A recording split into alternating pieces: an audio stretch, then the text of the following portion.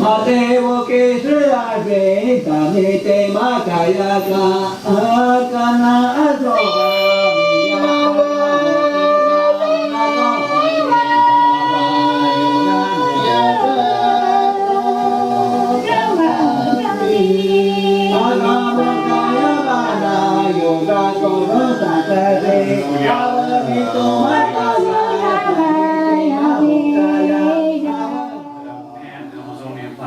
tradition. Right now, while we're here, the Scripps Center for Integrative Medicine is doing their Natural Herbs and Supplements Conference, and talking about plant medicine from all over the world, Chinese herbs, etc., etc. Amazonian plant medicine, although they have maybe more plants than almost anywhere, it's very you don't hear about it enough, but it's a gigantic tradition happening across that whole region. And within that tradition, then there are the Ayahuasca traditions. And that would include, some people know about the Brazilian syncretic groups, the Unidad de Vegetal and Santo Daime, which exists now in the United States, more of a religious kind of practice. The mestizo practices, mestizo being different from indigenous in the sense that a mestizo, Latino mestizo, is somebody who, has indigenous history mixed with the Spanish and no longer has a tribe, which in the Amazon there's many, many people who are probably all pure Indians, but they don't speak their language anymore, and they all speak Spanish. And so it becomes a mestizo practice. And then you have the indigenous traditions, which are still a little more preserved, like the Ashanicas, the Cocamas, and then, the Shipibos. So next slide. So the Shipibos, as an interesting group, there's all kinds of shamans, there's all kinds of great, talented people, there's tons of charlatans and all the rest of it out there too. But the Shipibos is, who I've kind of settled in with, and one of the reasons is because they have preserved their culture, They speak the language, the kids speak the language, so it's a window into another time in the forest, another world in the forest. Words that would describe things in ceremony, energies, things like that we don't have words in Spanish to talk about those things. So this is our center, Nihuerao Centro Espiritual, named for this plant, Nihuerao, which is abundant in our center, which is made me want to return again and again. So I kept coming back and I kept hanging out. So next slide. And eventually I was invited to lead a group. I brought one person down for the first time as a patient, my friend Brian, who's from here in San Diego. And he had a huge experience, and it was just a very rewarding thing as a physician to be a part of that kind of treatment. So then I was invited by them to say, Joe, why don't you bring groups? We don't have a lot of Latin people coming down, Spanish speakers, doctors, so start leading a group. So I brought my first group down in 2009, Spaceship Earth it was called. And so here's Jared, the one and only. So there we are. We had a really interesting group of people. We had Henry Kate from San Diego, a great Rolfer, healer. There's me, a psychiatrist, Chinese medicine, Kim's studying naturopathy, Brian's a musician and a body worker, Miguel Montiel is a Chicano studies professor, Jared is the one and only. He's an acupuncturist in the area, he's highly recommended by many people. Andy is a musician, a farmer, and then Russ. So we'll go into Russ. So, I'll get back to Russ. Russ will be the first case that we discuss. This is Guillermo, happened to visit us here, Ricardo's master, that's Shamu, and Guillermo. This is Sonia, his ex-wife and friend, and Gabriela, his granddaughter, who may be the next big shaman one of these days. So one of the things that happened, just going back for a second, is it going on its own? No, that's fine. Okay, you're on the Tricky flow. fingers. Good, nice. It's just, Miguel Montiel, the Chicano says, he's my brother's father-in-law, and he's a good friend of my father, who was a psychiatrist.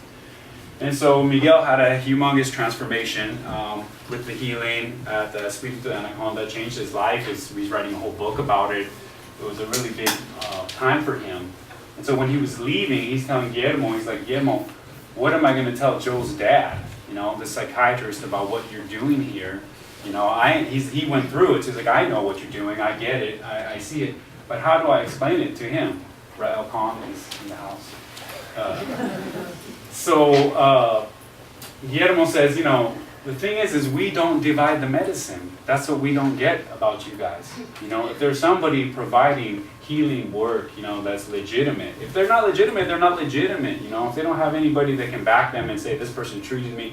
The traditional healer, they don't have credentials, documentation, paperwork. They have a community that speaks for their skills. You know, you have to be out in the open treating people. People could say, okay, yeah, I went to Jared, he's a good acupuncturist. You know, that's how he's going to get known and respected in the community. And if he's a chump and a fool or a charlatan, well, then people need to know that too.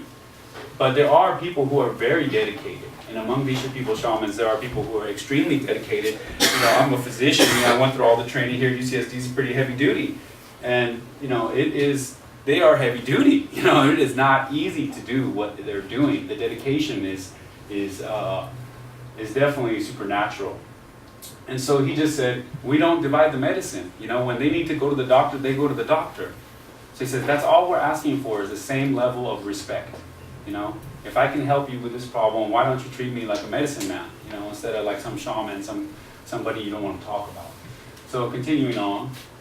So Russ is the first case. So Russ is, you know, doing a PTSD case. This isn't at our center, this is before, but Ricardo was a crucial person in the treatment. And Jared was there, so I want to ask some of Jared's input. PTSD is interesting. You know, we have some people here who work with MAPS. MAPS, the Multidisciplinary Association of Psychedelic Studies, is an organization supporting psychedelic research or therapeutic use of psychedelics. And for example, in their study with PTSD is using MDMA, you know, which is known as ecstasy, although a lot of ecstasy isn't MDMA.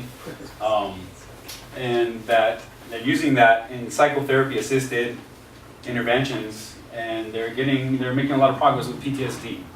And so I'm going to touch on that in the future, but you know, here's a PTSD case we took. So the people in the study, just like Russ, you know, he's a Vietnam veteran, which means he's had PTSD for 40 years or more.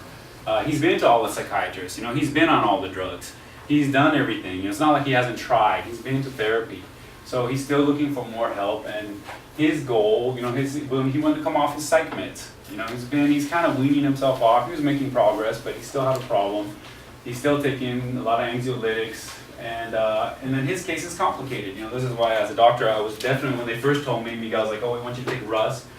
Russ has coronary artery disease, and he hasn't had a heart attack, but he has stents in his heart. So that's a definitely red flag in the world of ayahuasca. You know, it does raise blood pressure, and in the ceremony, people do get scared and sometimes freak out. And yeah, you know, there have been heart attacks. So it's something that I didn't want to be a part of. But, you know, he had recent stress test negative. He tested out, you know, so he's good enough for surgery. So he was good enough to come down with us to the Amazon. He's got diabetes, he's got high blood pressure, so it's like, what are we going to do? The shamans don't want him on those medications while he's receiving plant medicine treatment. So I'm like, well, I'm the doctor, so we'll just check his blood pressure and check his blood sugar every day. He's going to be on the diet, he's going to be in treatment, let's see. Like, bring your pills and let's just see what happens. So, and then, you know, some of them he has to wean himself off, he can't just stop.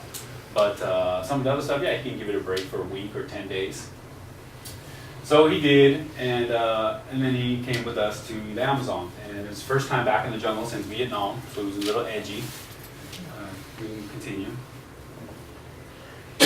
And so, you know, the protocol and the treatment, here's Russ with an anaconda. Russ is a Vietnam vet. He was like a healthcare bureaucrat, is what he calls himself, and he's retired now.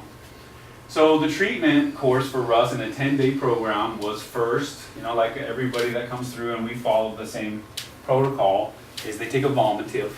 So the Amazonians love vomitives for almost anything. They can come up with a vomitive, and diarrhea, you know, all that. This anti-parasitic benefits of those kinds of things are promoted throughout the region. And so you take a vomitive to open your diet, okay, to begin the purification, to begin the cleanse, to cleanse yourself of impurities of what you've eaten or the energies, etc., etc. You take a vomitive, and then you open your diet. So now you're on a diet. So it's not like just go down, you know, hand me the ayahuasca, let's party. You have to do your vomitive, have to come meet us, deal with us, drive all the way it takes to get there. And then you're on a diet. The traditional Shipibo diet, and there are many different forms of diets, and a lot of them are dependent on the shaman themselves. It's not a set thing across the board. But the one that we work with is no sex, no drugs or alcohol, no sweets or sugar, no red meat, no pork, no dairy, no spicy. So it's a very bland, certain plants you can't eat. So it's very limited, very bland, very simple. And so then you go on to the diet. Once you're on the diet now, depending on the prescription, either from ceremony or from just your initial assessment, you be placed possibly on an additional plant, a master plant, to assist you in your healing, with the traditional thought being that you need to be dieting and be very clean to receive the kind of healing that you're going to get from that plant medicine. It's more subtle, it's not as strong as the Western medicine, etc., etc. And, you know, they're being used primarily for their mystical properties, you know, there's no, you know, pharmacology, we're interested, we're curious to look at this stuff that they use for physical, you know, illness, and like, let's say somebody's coming with a lot of joint pain and stuff, and they, you know, we use chili sanango, and it's like, oh, is chili sanango have some anti-inflammatory, or what is it? You know, if you ask them, Ricardo's like, oh, it's the best, you know, you can box an animal, you know, when you're done with that. That's what he's thinking about. So we don't know, but it's more the mystical properties that we're putting people on to master plants for at this stage. So he's stable off his medications. We've got his blood pressure's good every day going through this. You know, he's off the salt. He's eating much healthier, low cal, and his blood pressure is all right too. So we can keep him off his meds. And now he's on Aho Sacha as the master plant that is assigned to him. And he was actually given another plant I can't remember right now. I have it written down somewhere for his medical illness. They thought it would help him with his diabetes. So he's on that. All right, continue. So here's the Vomative, you know, my colleague. He's just the med school grad, came on Hariri. This is Azucena. It's like an onion, okay? And then you mix that with ohe, is a sap from a tree, the ohe tree. And you mix those two things together and you drink a bowl of it, and most people will throw up. And Jared did not throw up, I remember. Not everybody. They said, oh, Jared's body's very strong, the shaman said. He probably won't throw up. Almost everybody throws up, and so throw up to open the diet, all right, moving forward. So then there's put on a master plan, you know, like I was talking about. So there's a lot. This is chai. This is one of the master plants. There's many, many master plants that are worked with. You know, there's coca, the famous coca. Ayahuasca is another interesting plant that, you know, is being used. I've seen it being used on people with endometriosis and uterine stuff. It's kind of curious for hormonal possible effects. Pino Blanco is something we use all the time because to bring light, you know. Ricardo's like, oh, look at this person's been through all this darkness, you know, they need light, so we'll use Pino Blanco. And so he doesn't talk about the pharmacologic properties, he talks about the spiritual properties. Oh, the spirits of Pino Blanco, they're little scientific doctors, you know, they love helping people.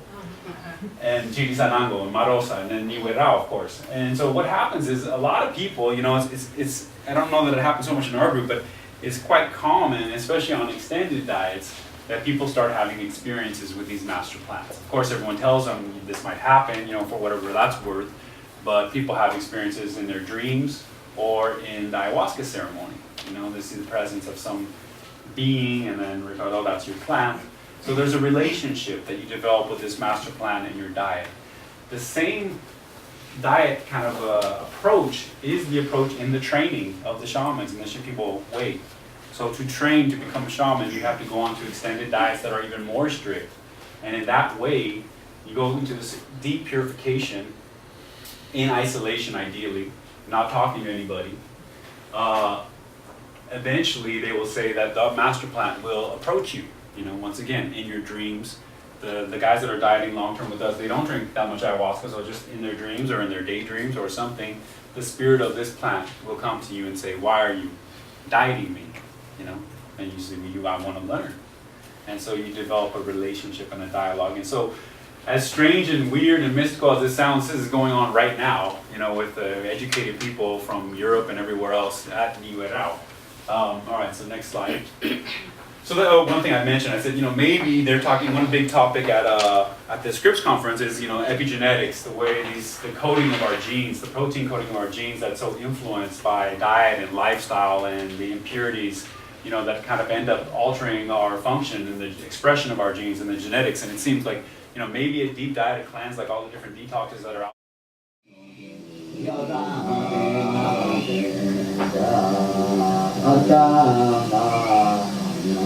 Mateo que trae tamete makayaka